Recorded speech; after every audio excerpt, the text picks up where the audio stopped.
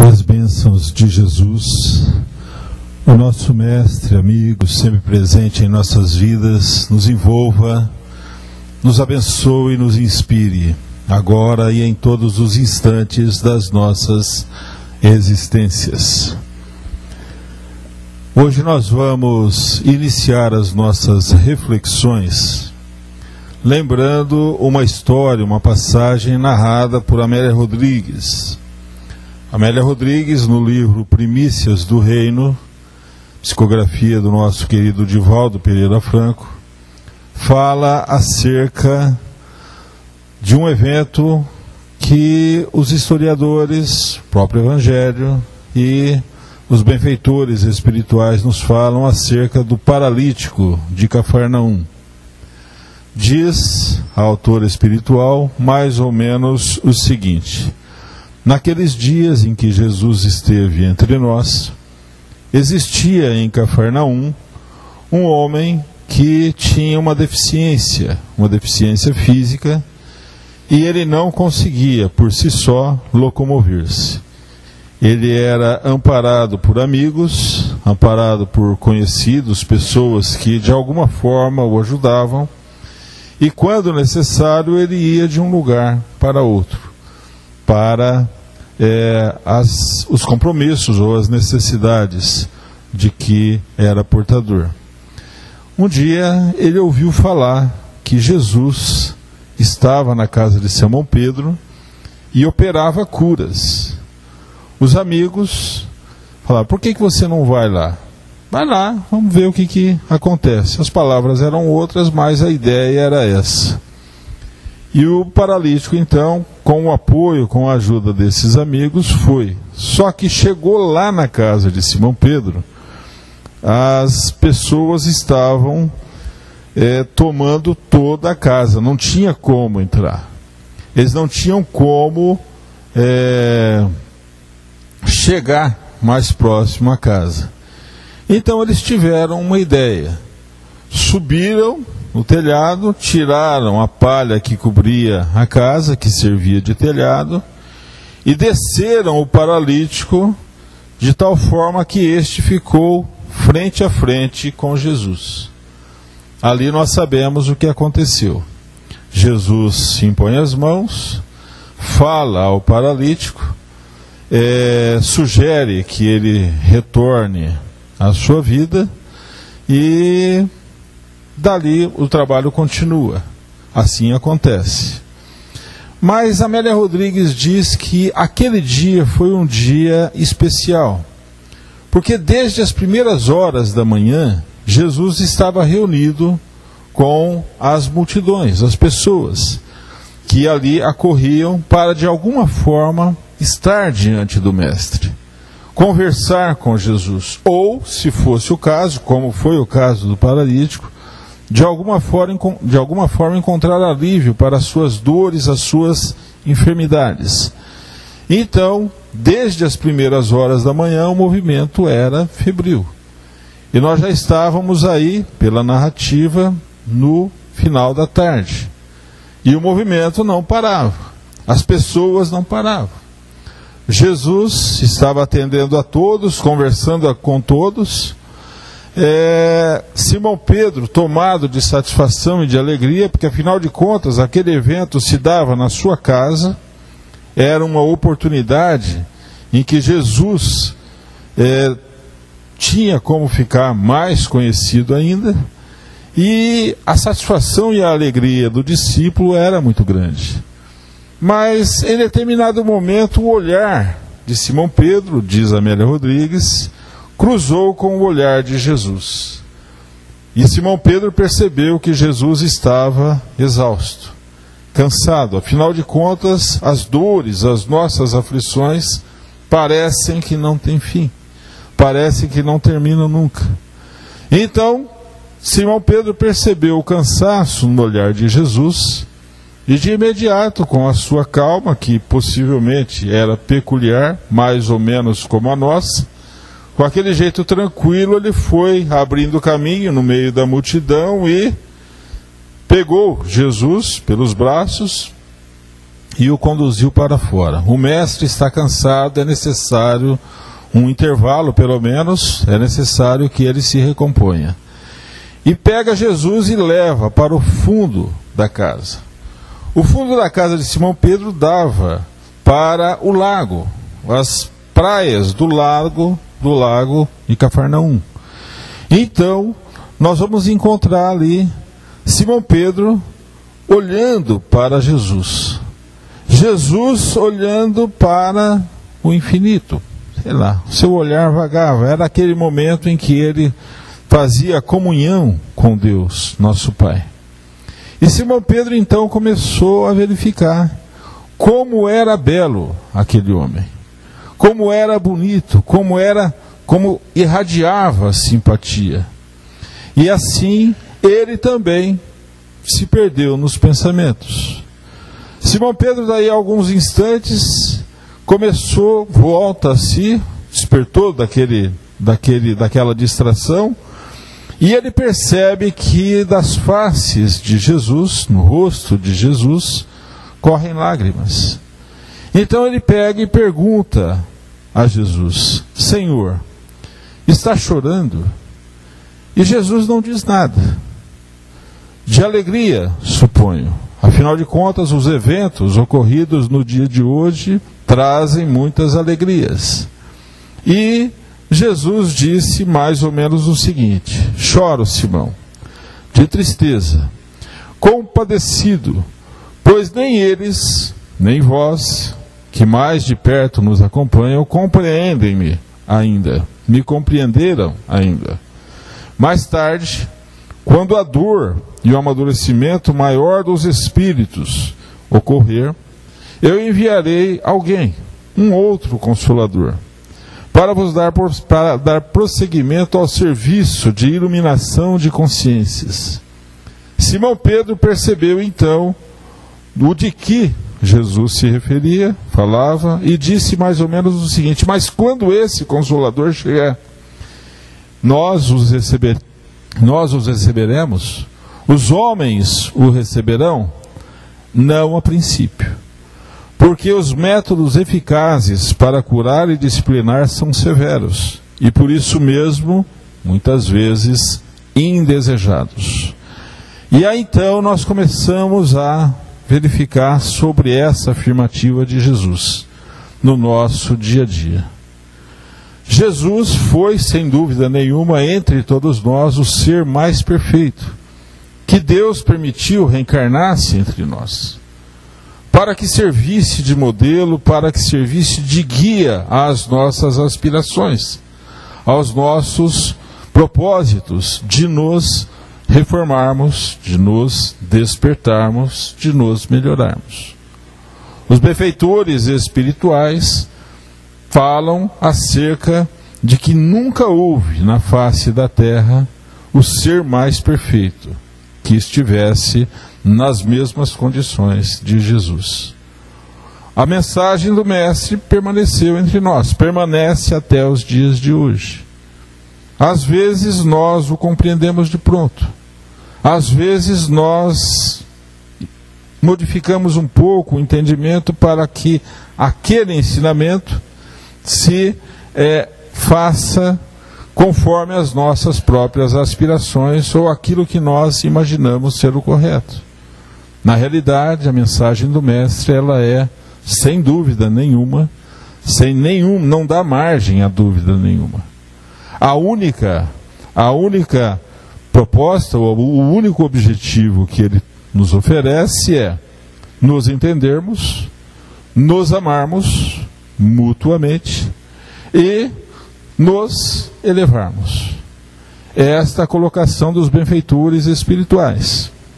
Allan Kardec, no século XIX, atendendo a uma série de situações que aconteceram por acaso, porque o acaso não existe, as coisas que foram acontecendo e chamaram a atenção do codificador. Ele, a princípio, foi convidado a participar de algumas reuniões, Num primeiro momento, não encontrou porquê, não encontrava lógica nessas reuniões, mas depois ele verificou que essas reuniões realmente traziam informações muito preciosas, traziam informações que poderiam ajudar a humanidade. Mais que isso, aquelas informações não eram simples respostas às curiosidades dos participantes daquelas reuniões. Existiam ali informações, respostas óbvias e respostas lúcidas para que se deixasse passar isso em branco. Allan Kardec então começa a se dedicar à codificação da doutrina espírita. Nos traz as informações que nós recebemos na codificação, nas obras básicas, nas publicações da Revista Espírita, nos livros que complementam a codificação, o que é o Espiritismo, o Principiante Espírita, e nós temos ali uma série de informações, uma gama de informações, onde podemos nortear as nossas ações. O objetivo de nos depararmos com esses ensinamentos, não resta a menor dúvida: nos aprimorarmos, nos aperfeiçoarmos, progredirmos, nos elevarmos. E entre esses objetivos está a reforma íntima, a nossa reforma íntima, de que tanto ouvimos falar, de que tanto falamos, e que às vezes na hora do vamos ver, nós deixamos para um momento seguinte. Porque naquele momento em que somos convidados muitas vezes a passar por determinadas situações, naquele momento, naquela hora, às vezes isso não é o mais importante. Ou, às vezes, nós deixamos isso para um segundo plano. Allan Kardec pergunta aos benfeitores amigos, Allan Kardec e os trabalhadores da codificação: quais os objetivos da encarnação dos espíritos? Por quê? Porque se nos apresenta na doutrina espírita a realidade da reencarnação. No estágio em que nós nos encontramos, na fase em que o planeta está, e na fase em que nós, espíritos, a ele, ao planeta ainda vinculados, que estamos, nós necessitamos da experiência física para progredirmos, para colocarmos em prova aquele conhecimento, aquelas ideias, aquelas situações que nós começamos a descortinar, começamos a despertar, e que a reencarnação nos oferece uma oportunidade sem igual, no estágio em que nós nos encontramos, para colocar isso em prática. Então Allan Kardec pergunta quais os objetivos da encarnação: passarmos pelas provas, passarmos pelas expiações, cumprirmos a nossa parte na obra da criação e nos elevarmos. Se nós verificarmos o conjunto de informações que os benfeitores amigos nos trazem e o estudo que Allan Kardec leva a cabo e conclui para servir de base a toda a doutrina espírita, nós vamos encontrar os fundamentos da doutrina espírita. Os fundamentos da doutrina espírita: primeiro, a existência de Deus. Jesus se referia a Deus como Pai. Nós imaginávamos Deus um ser distante em algum lugar, até que vêm os benfeitores espirituais e nos dizem o seguinte: Deus é a inteligência suprema, transcende a tudo que nós imaginamos. Por isso nós, às vezes, não conseguimos compreendê-lo. Nós sabemos da informação, mas nós, às vezes, não raciocinamos, não pensamos qual a grandiosidade dessa inteligência ou deste ser que nós ainda não conseguimos incorporar no nosso dia a dia. Nós não o negamos, nós o aceitamos, mas diante de determinadas situações nós o colocamos em segundo plano. Quando os benfeitores amigos nos dizem inteligência primeira, causa inteligência suprema, causa primeira de todas as coisas, tenhamos em mente que tudo o que nós imaginarmos antes precede a ação dessa inteligência, a causa dessa inteligência. Mas e o universo afora? Nós pouco conhecemos do universo. Ficamos maravilhados, mas pouco conhecemos. E o microcosmo? A estrutura em que funciona, em que se realiza a realidade do microcosmo é a mesma do macrocosmo. E nós pouco conhecemos também. Nós ainda estamos despertando para isso. E essa grandiosidade, os benfeitores espirituais traduzem apenas numa única frase: Deus é amor. Deus é tudo aquilo que nós ainda não compreendemos e podemos um dia imaginar. Mas, como criaturas de Deus, nós estamos fadados ao aperfeiçoamento. Questão número 132 do Livro dos Espíritos. Questão número 132 e questão número 167. Né? Mesma pergunta, mais ou menos, com um termo trocado, mas a resposta basicamente é a mesma. Então nós vamos, como criaturas de Deus, nos encaminhar para o aperfeiçoamento. Este era o convite de Jesus a todos nós. Sede, pois, vós outros perfeitos, como o Pai Celestial é perfeito, nas palavras de Mateus. Mas nós vamos verificar que, numa existência, nós não conseguimos superar todas as nossas fraquezas, ampliar toda a nossa lucidez, todo o nosso conhecimento no tocante à maravilha que é a vida como um todo. Para isso, surge ou nos traz de volta os ensinamentos dos benfeitores espirituais acerca da reencarnação. A imortalidade da alma, que é o segundo fundamento da doutrina espírita. E nós, espíritas, não podemos negar esta realidade, porque nós temos o dever de conhecer o que nos acontece desde o momento da concepção até o momento da disjunção molecular pelo processo da desencarnação. Estamos numa experiência. É uma experiência sem igual, onde nós trazemos as nossas necessidades, os nossos compromissos para progredirmos. Mas esta conclusão nos leva a um outro fundamento da doutrina espírita. Se estamos numa experiência, muitas experiências são necessárias. Daí a pluralidade das existências, ou a pluralidade das vidas físicas, ou as reencarnações sucessivas. E um outro fundamento se nos descortina.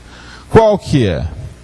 Nós aprendemos tudo o que este mundo tem para nos oferecer.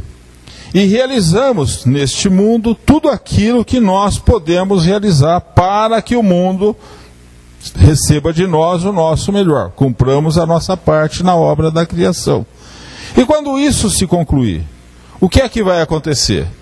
Passamos a ter outras experiências em outras esferas, em outros planetas. Na casa de meu pai existem várias moradas. Ou seja, existem várias existências em que nós passamos em outros planetas, em outras moradas na casa do pai. Com um pequeno detalhe, que nos leva ao quinto fundamento da doutrina espírita. Qual que é?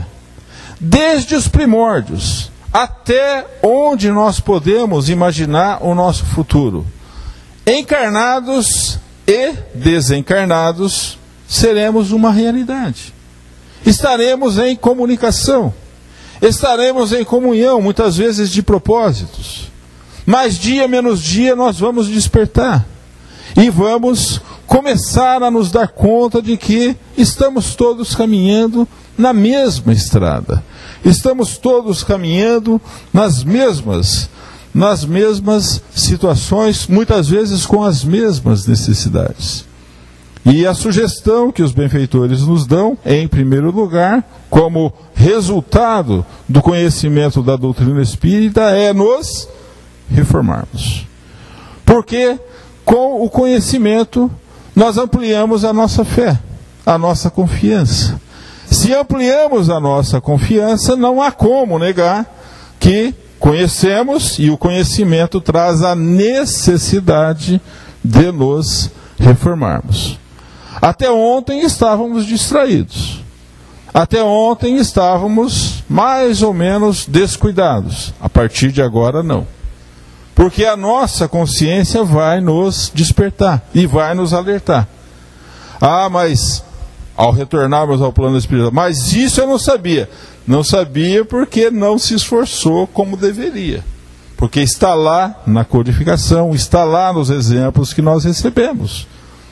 Dos missionários que conosco caminham, que conosco estiveram, e na codificação da doutrina espírita. Nesses ensinamentos que não ficam perdidos. E quando nós nos deparamos com esta situação, só nos resta nos reformarmos. Por quê? Porque nós não conseguimos mais agir como agíamos até ontem. Até ontem nós, como nós dizíamos antes, estávamos distraídos, descuidados. Agora não. Agora a ação começa a ser registrada. E às vezes pequenos detalhes do nosso dia a dia, a nossa consciência começa a registrar. E diz, isso não está certo. Isso necessita de refazimento. Isso necessita de correção. Esse tipo de palavreado não combina com aqueles que caminham para se elevarem, se aperfeiçoarem. Na questão do relacionamento social, na questão do relacionamento familiar. O relacionamento familiar nos dias de hoje, nós vamos encontrar na célula que vive ali no lar, entre os familiares mais próximos, compromissos que antes nós não compreendíamos e que agora nós começamos a vislumbrar os objetivos disso. Por que estamos juntos? Por que estamos reunidos? Possivelmente, em algum momento, nós criamos situações que necessitam que estejamos mais próximos, interligados pelo sentimento de amor ao próximo. E às vezes nós temos dificuldade de nos entendermos com o social, lá um pouco mais distante da nossa realidade do dia a dia. Mas os nossos filhos, nossos pais, nossos irmãos estão ali conosco, diante das nossas realidades e experiências do dia a dia. E isso faz com que nós nos amemos. A gente sempre lembra que toda família tem uma ovelha negra, né? Alguém aqui tem uma ovelha negra na família? Não? Ninguém, né? Lá em casa é o meu irmão. Vocês precisam conhecer aquela fera. Mas ele acha que sou eu. Então a gente vive trombando de frente. Mas nós nos amamos. Nós nos amamos por quê? Vai falar mal de mim para ele. Vai falar mal dele para mim. E aí a gente começa a tomar as dores. Estamos nos recompondo. Ele possivelmente conhece as minhas fraquezas e eu possivelmente sei de muitas fraquezas dele, mas isso passa. Começamos a relevar. E essa é uma das formas com que a lei divina vai agindo para que nós nos entendamos. Aqueles que no passado, na última ou nas existências anteriores nos desentendemos, talvez tenhamos nos prejudicado, talvez tenhamos agido de uma forma mais ou menos violenta. Hoje temos a oportunidade de convivermos juntos, de passarmos por aquelas situações. Ele, quando era criança, dizia para minha mãe o seguinte: eu não pedi para nascer. E hoje a gente olha, dá risada e fala assim, acho que deve ter pedido e deve ter pedido mais ainda, deve ter implorado para nascer, sem que se desse conta disso. E qual o objetivo de estarmos juntos? nos reformarmos, nos entendermos. Este é um dos passos da reforma íntima. Nós começamos a compreender qual o mecanismo da lei divina que age em todos os quadros da natureza, do mundo, do universo que nos acolhe. E começamos a nos dar conta de que esta lei divina está agindo para que nós façamos o nosso melhor. Às vezes as coisas não acontecem exatamente como a gente imagina. Às vezes fazemos um plano, às vezes nos damos o melhor de nós para a realização desse plano. Vivemos num mundo material, com realidades, realizações, anseios, necessidades materiais, é verdade, mas nós, de alguma forma, começamos a nos dar conta de que é necessário que nos reformemos. As coisas materiais passam a ser a realidade do nosso dia, no nosso dia a dia, mas não passa a ser, ou não continuam a ser, o mais importante. Para que nós nos reformemos, existem algumas regras. A gente, todo gordinho sabe como é que é começar regime, não é isso? Algum gordinho aqui já começou o regime na segunda-feira? Dia 1º de janeiro? Só nós dois, acho que vai melhor a gente abaixar a mão. Então o que acontece? A gente programa, a partir de segunda-feira eu vou parar de fazer isso. E aí a gente para. Mas na terça-feira já vencemos essa etapa, começamos de novo. E aí, não. A reforma íntima que os benfeitores nos sugerem é pequenos gestos em cada dia. Então, essa semana eu vou trabalhar o meu palavreado. Semana que vem eu vou trabalhar a minha postura. Semana que vem, no meio de tudo isso, eu vou continuar estudando. Vou continuar aprendendo. Existem situações com as quais eu não concordo, não tem problema. Cada um que causa as situações, mais dia, menos dia, vai despertar para isso. Então, problema de quem pensa diferente de mim. Eu vou me impor determinadas situações. Chico Xavier tem uma frase que todos nós conhecemos, que é muito própria para essa situação. Eu permito a cada uma das pessoas que ajam e errem à vontade, mas eu me imponho a necessidade de acertar o melhor, fazer o meu melhor a cada dia. Esta é uma situação que nos convida a refletir. As pessoas ainda estamos caminhando, cada uma numa forma diferente, num estágio diferente. Então é natural que nós nos preocupemos conosco. O resto é consequência, cada um vai despertar no momento próprio. E então nós começamos a trabalhar os pequenos gestos do nosso dia a dia, o palavreado, as nossas ações, os nossos pensamentos. Porque de vez em quando a gente é visitado por uns pensamentos meio inconvenientes, ou não. E aí a gente pensa e fala assim, mas eu sou espírita, como é que eu ainda penso isso? Pois é, mas pensamento é que em folha de papel em branco, aceita tudo, não é? O vento, folha de papel em branco e o pensamento vem de tudo. Nós é que precisamos trabalhar a colocação do nosso dia a dia. E aí, o que é que isso vai nos proporcionar? Vai nos proporcionar paz de consciência. Nós não vamos acertar sempre, mas vamos, aos poucos, pelo menos, ir domando as nossas más tendências, as nossas fraquezas, as deficiências. Nós vamos até conquistando algo novo, algo que num primeiro momento passou despercebido, mas depois a gente vai descobrindo, vai descortinando e vamos trabalhando isso também. E isso vai fazendo com que a nossa consciência fique tranquila, pelo dever retamente cumprido. Allan Kardec pergunta no Livro dos Espíritos, a felicidade,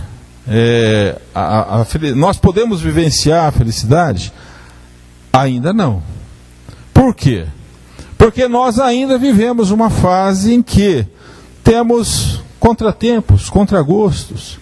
Nós ainda recebemos contrariedades. Mas existe uma fórmula para sermos o mais felizes possível? Sim.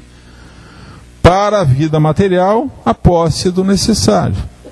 Para a vida moral, a realização, a consciência tranquila do dever retamente cumprido. E a fé no futuro. Isso tudo nós estamos aprendendo com a doutrina espírita. Estamos aprendendo que o material é necessário, mas é um instrumento que a divindade nos coloca nesse instante. A consciência tranquila deve ser mais trabalhada, então vamos trabalhar isso. E a fé no futuro, nós não podemos negar isso. Nós espíritas conhecemos o que acontece desde o momento da concepção até o momento da desencarnação, ou da disjunção molecular do corpo físico. Então, ou deveríamos conhecer. E nos aceitarmos. Perdoar aos nossos semelhantes é importante, mas nos perdoarmos também é importante. Porque às vezes a gente se depara com determinadas situações e ficamos muito ligados àqueles nossos pequenas deficiências, pequenos erros.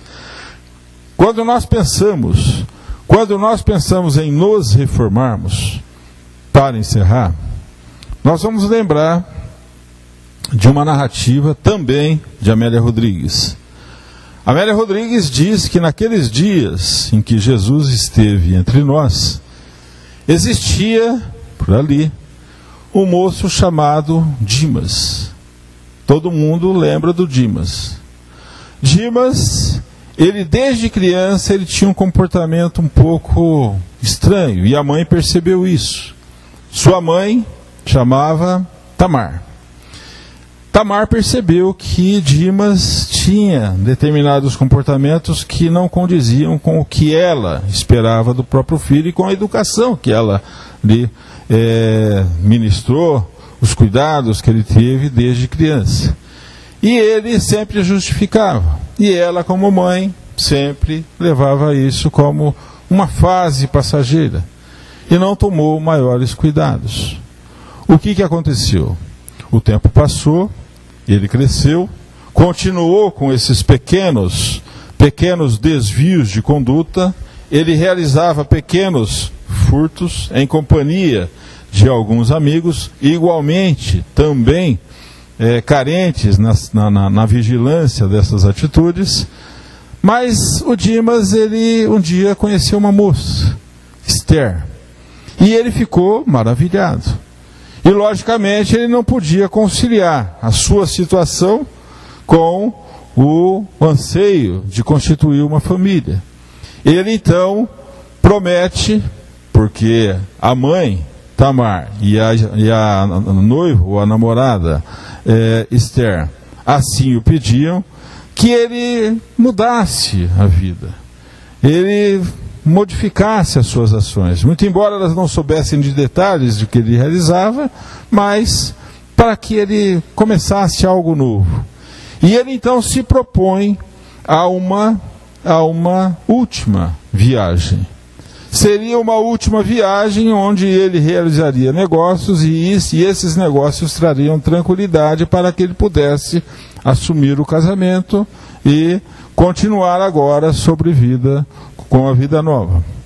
Acontece que Dimas foi surpreendido na última viagem, que não era uma última viagem, era uma emboscada a uma caravana de viajores, mercadores, e ele foi surpreendido e foi levado preso.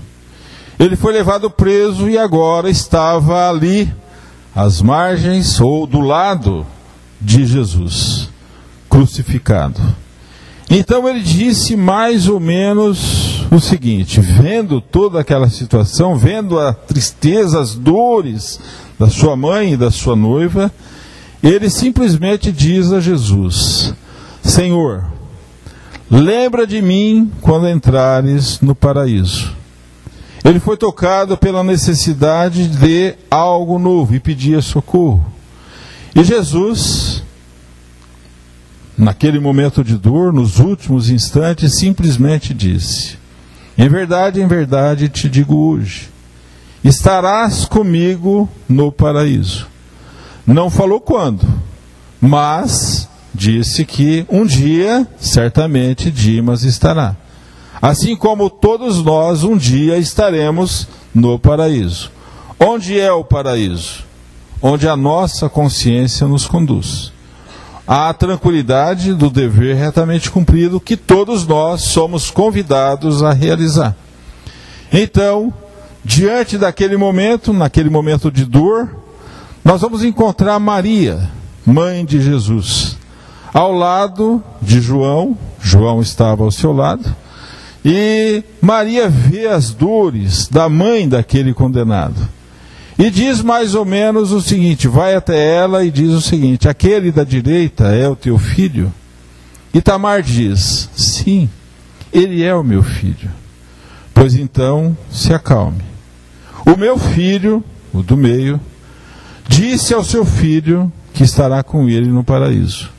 Se o meu filho disse que o seu filho estará com o meu filho no paraíso um dia, não se desespere, porque o meu filho é o Filho de Deus. E aí então as coisas foram se consumando. Todos nós estamos fadados a alcançar o nosso aperfeiçoamento. É necessário que estejamos atentos a isso, a todas as realizações.